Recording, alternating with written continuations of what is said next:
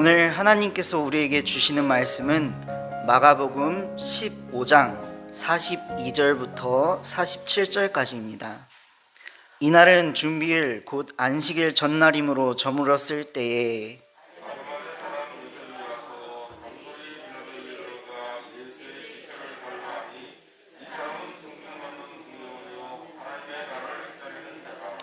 빌라도는 예수께서 벌써 죽었을까 하고 이상히 여겨 백부장을 불러 죽은 지가 오래냐 묻고, 요셉이 세마포를 사서 예수를 내려다가 그것으로 싸서 바위 속에 판 무덤에 넣어두고 돌을 굴려 무덤 문에 놓음에 막달라 마리아와 요셉의 어머니 마리아가 예수 둔 곳을 보더라. 아멘. 할렐루야. 오늘은 예수님을 삶의 주인으로 라는 제목으로 말씀 증거하도록 하겠습니다. 제가 요즘 대학교를 다니면서 조금은 이제 바쁜 삶을 보내고 있습니다. 이제 채플 동아리, 예배를 섬기는 동아리랑 이제 임원을 함께 하고 있는데요. 이런 자리에 있다 보니까 학교에서 이런저런 소문을 많이 듣게 됩니다. 이제 학기가 시작한 지 한 달밖에 되지 않았는데 임원 내에서 후배들끼리 누구랑 싸워가지고 관계가 깨졌다더라, 그리고 또 누가 일을 너무 못해가지고 일이 늦어진다더라, 이런 이야기를 많이 듣게 되는데요. 그냥 처음에는 가만히 있으려고 하다가 문제가 심각해지니까 이제 후배들을 한 명, 두 명 이렇게 불러서 팀을 꾸리고 이제 문제를 하나하나씩 풀어 나가려고 노력했습니다. 근데 감사하게도 문제가 천천히 해결이 되더라고요. 절대 풀리지 않았을 것 같던 그 친구들의 관계가 다시 천천히 회복이 되고 또 일도 하나하나씩 정리가 되어 가고 있습니다. 참 하나님께 감사한 순간이었던 것 같습니다. 이제 일이 어느 정도 마무리되면서 저랑 함께 그 사건들을 풀기 위해서 노력했던 후배들과 밤에 산책을 하면서 이런저런 이야기를 나눴는데요. 참 하나님 대단하시지 않냐, 절대 풀리지 않았을 것 같았던 이 문제를 풀어내시는 우리 하나님 정말 놀랍다, 진짜 할렐루야다, 이런 이야기를 했죠. 근데 이제 후배들이 또 이렇게 이야기를 하는 거죠. 선배가 진짜 고생 많았어요. 선배 통해서 하나님이 일하시는 것 같아요. 선배 아니었으면은 어떻게 됐을지 모르겠어요. 저는 또 듣고 하나님이 하셨지, 진짜 은혜로 했다, 내가 한 게 뭐 있어, 너네가 고생했지 하면서 또 내숭을 떨곤 했습니다. 근데 이렇게 회의를 마치고 산책을 마치고 자취방으로 돌아왔는데 참 그렇게 허탈하더라고요. 왜 이렇게 허탈한가를 좀 살펴봤더니 정말 이 일을 행하신 하나님께 감사하는 마음이 차 있는 것이 아니라 나 정말 수고했구나, 나 진짜 열심히 했구나, 나 이 정도는 되는구나, 후배들한테 인정받는구나 하는 마음이 그득그득 차 있더라고요. 앞에서는 뭐 있는 척 하나님이 다 하셨다 하면서 은혜 받은 척 했지만 다시 홀로 자취방에 들어가니까 그렇게 허무하더라고요. 그때 깨달았습니다. 나는 하나님이 인정받으시는 것보다 내가 인정받는 것을 더 좋아하는구나. 난 지금 내 삶의 주인이 하나님이 아니라 내가 내 삶의 주인이구나. 오늘 말씀에 등장하는 아리마대 요셉은 이랬던 저의 모습을 조금 돌아보게 해 주었습니다.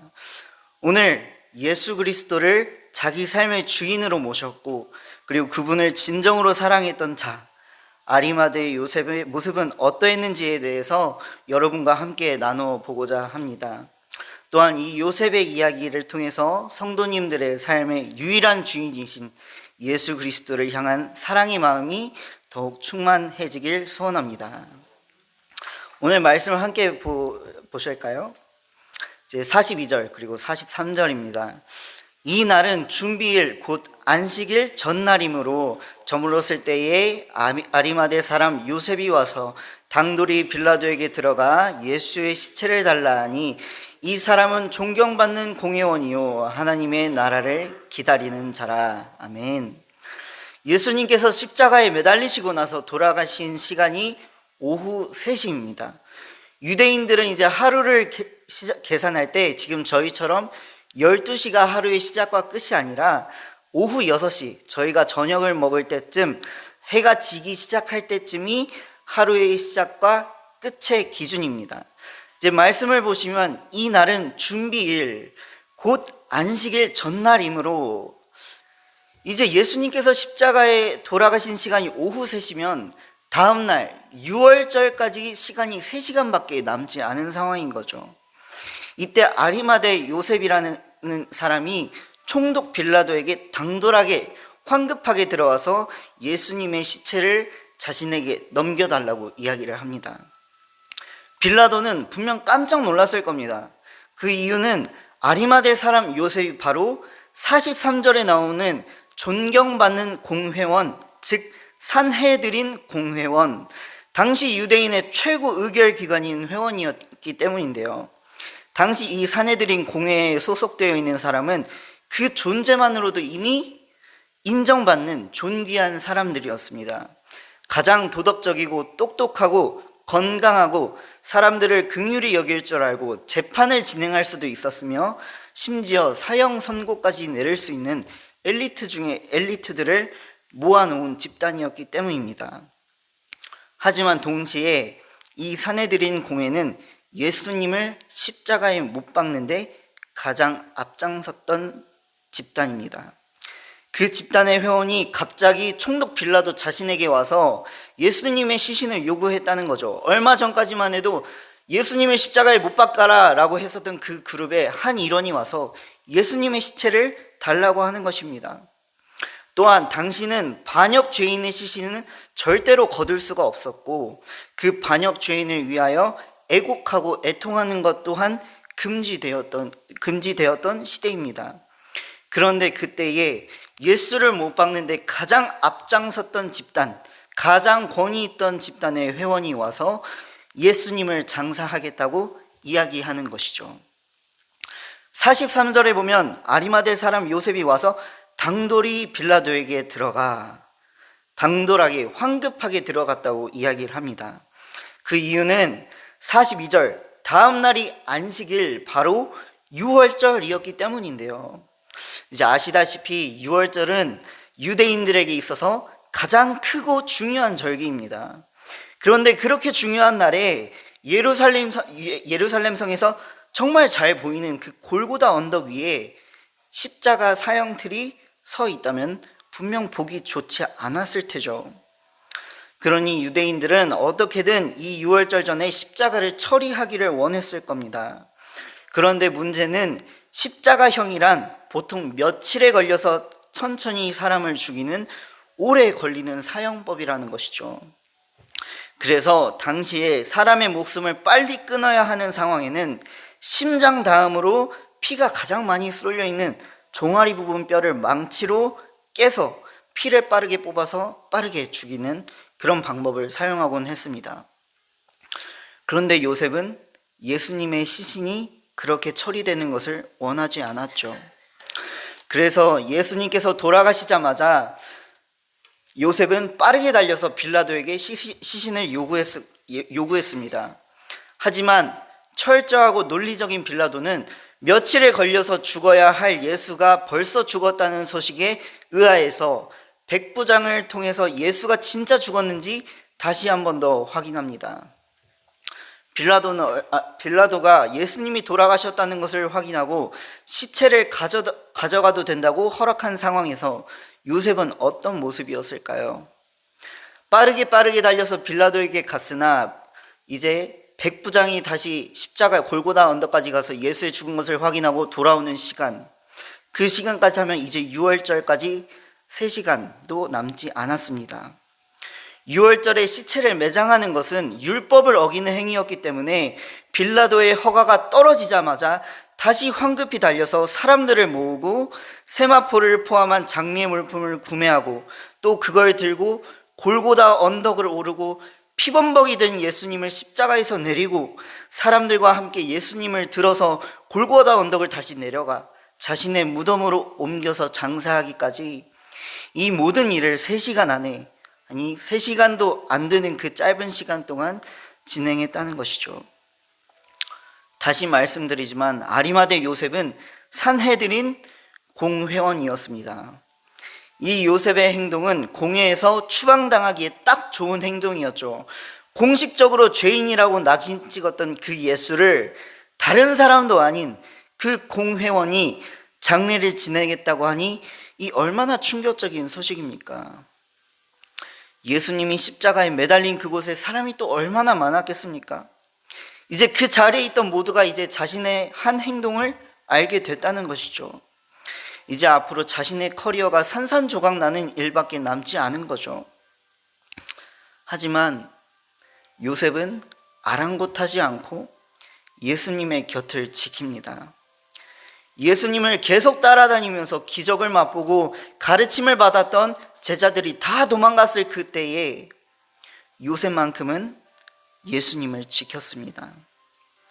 피범벅이 된 예수님의 피를 닦아내고 그 예수님을 세마포로 감싸고 원래 자신이 죽으면 묻히려고 했던 그 비싼 묘실에 예수님을 장사합니다. 자신의 모든 것을 포기하고 예수님께 모든 것을 드린 아리마대 요셉. 사내들인 공회원으로서 지금까지는 자신의 신앙을 드러내지 않고 예수님을 몰래 믿었지만 결정적인 순간에 그 누구도 나서지 않은 그때에 예수님의 곁을 지킨 아리마대 요셉. 이 요셉의 삶의 주인은 누구로 보이십니까? 자신의 무덤, 자신의 채통, 자신의 권위, 직업, 관계 모든 것을 버려버리고 예수님을 위해서 헌신했던 이 사람의 삶의 주인은 누구입니까? 이 말씀을 묵상하면서 진짜 깊은 회개가 있었습니다. 겉으로는 전도사라고 또 학교 임원이라고 선배라고 온갖 척이나 척은 다 했는데 요셉처럼 예수님께 이것저것 다 드려도 모자랄 판에 정작 제 마음조차도 예수님께 드리지 못하는, 이게 너무나도 안타깝더라고요. 성도 여러분, 우리는 이제 고난주간을 지나서 부활주의를 맞이하게 됩니다. 예수님의 그 십자가를 통해 우리가 얻은 것이 도대체 무엇입니까? 구원이지 않습니까? 죽어야 마땅한, 이제 진즉에 멸망당했어야 할 우리가 영원한 생명을 얻었다는 사실을 믿으십니까? 그렇다면 성도 여러분, 영원한 생명을 얻은 내 삶의 주인이 예수 그리스도가 되길 원하십니까? 오늘 여러분과 함께 불렀던 찬송가 94장의 고백이 이렇습니다. 주 예수보다 더 귀한 것은 없네. 이 세상 부귀와 바꿀 수 없네. 2절에는 이렇게 고백합니다. 주 예수보다 더 귀한 것은 없네. 이 세상 명예와 바꿀 수 없네. 3절에는 이렇게 고백하죠. 이 세상 행복과도 바꿀 수 없네. 후렴의 고백은 이렇습니다. 세상 즐거움 다 버리고 세상 자랑 다 버렸네. 주 예수보다 더 귀한 것은 없네. 예수밖에는 없네. 이 찬송가의 고백이 진정 오늘 여러분들의 고백이 되었으면 좋겠습니다. 사랑하는 성도 여러분, 오늘을 살아가며 자신의 모든 것들을 다 버리고 예수님만을 바라보며 예수를 내 삶의 주인으로 삼았던 아리마대 요셉 이야기를 기억하셨으면 좋겠습니다.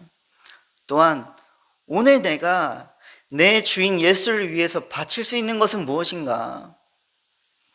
내 죄를 깨끗게 하시고 영원한 생명을 주신 그 예수님을 위해서 오늘 당장 내가 할 수 있는 일은 무엇인가? 이 질문이 오늘 성도 여러분의 마음 가운데 있었으면 좋겠습니다. 이제 내일이면 저희는 부활주의를 맞습니다. 예수님께서 부활하심을 기념하는 날이죠. 예수님의 부활하심이 기쁘신가요? 예수님이 부활하셨다는 사실이 우리 안에, 저희 안에 더 큰 기쁨이 되기 위해선 그 예수님이 진정 내 삶의 주인이라는 고백이 우리 안에 있어야 할 것 같습니다. 내 주인이 아닌 다른 누군가가 부활했다는 것은 그냥 신비하고 놀라운 일에 불과한 것이죠. 하지만 내 주인, 내 주님, 나의 길잡이, 나의 아버지, 그 분이 부활하셔야 우리 안에 진정한 기쁜 소식이 되는 것임을 믿으십니까? 내 주인이신 예수 그리스도, 그분의 부활하심이 성도님들께 진정한 기쁨이 되었으면 좋겠습니다. 사랑하는 성도 여러분, 오늘 하루 그리고 우리의 삶의 주인이 예수 그리스도입니다 고백하는 하루가 되셨으면 좋겠고요. 그리고 내일 부활주일, 내 삶의 주인이신 예수 그리스도께서 부활하신 날임을 기쁘게 선포하는 날이 되길 축복합니다.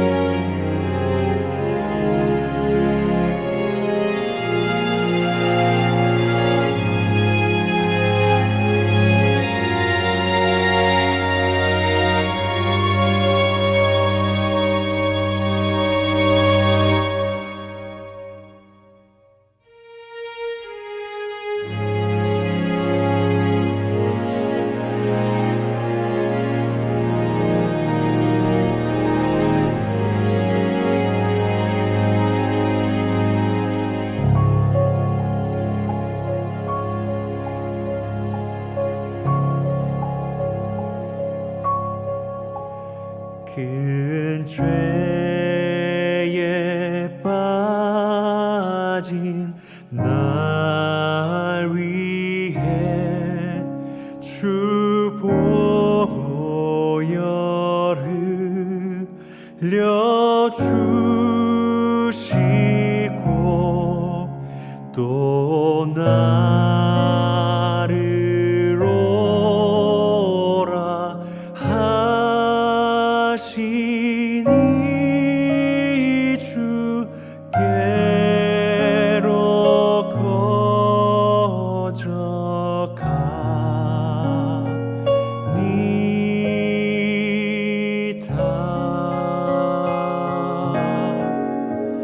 내 죄를 씻는 능력은 주 보혈밖에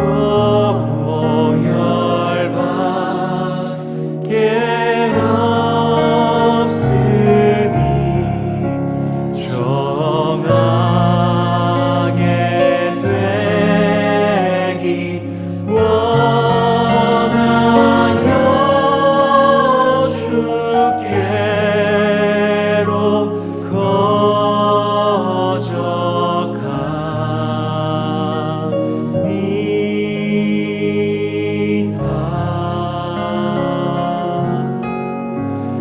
내 모습 이대로 주 받아주소서. 날 위해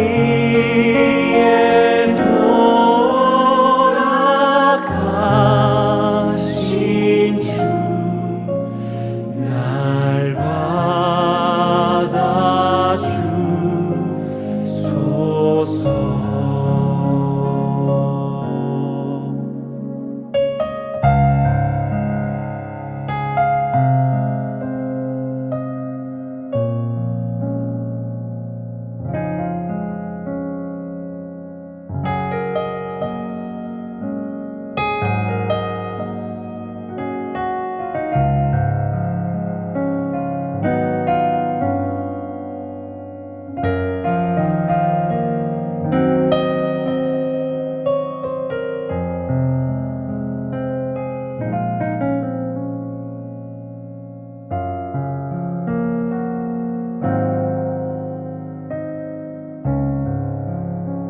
나 주의 도움 받고자 나 주의 도움 받고자 주 예수님께 빕니다. 그 구원 허락하시사 날 날 받아주소서.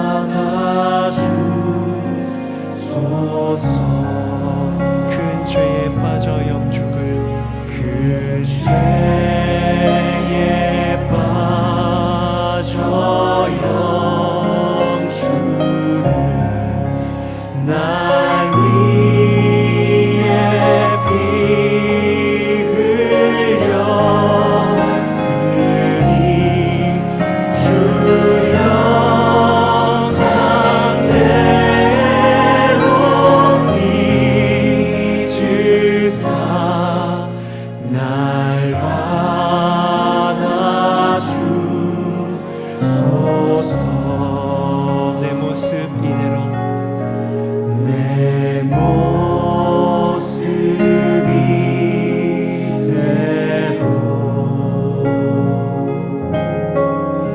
주 받아주소서. 날 위해 돌아가신 주 날 받아주소서. 내 모습 이대로 주님 받아주십시오. 내 모습 이대로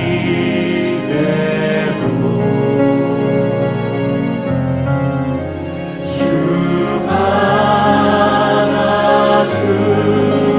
받아주소서.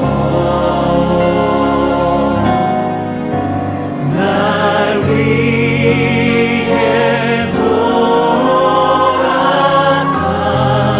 돌아가신 주 날 받아주소서.